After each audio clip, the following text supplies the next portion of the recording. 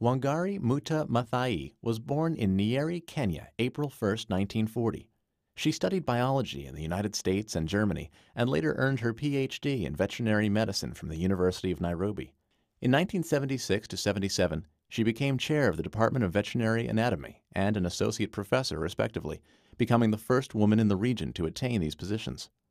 It was during this time that she became increasingly politically active, joining the National Council of Women of Kenya in 1976 and serving as chairwoman from 1981 to 87.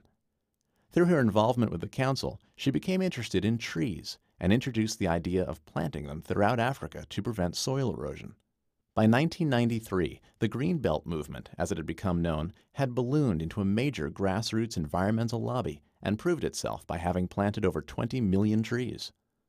Maathai became affectionately known as Tree Woman.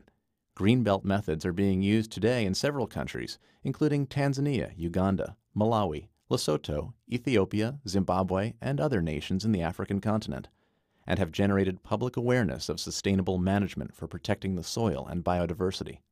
In 1997, she ran for president of Kenya in an election entrenched in ethnic violence and infighting. Her party withdrew her candidacy. Under the rule of President Daniel Arap Moi, she was imprisoned several times and violently beaten for her opposition to the corruption and brutality of a single-party state.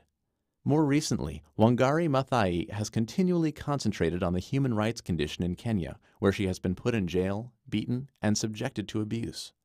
In 2004, she was awarded the Nobel Peace Prize. During her acceptance speech, she said, "In the course of history, there comes a time when humanity is called to shift to a new level of consciousness, when we have to shed our fear and give hope to each other. And that time is now."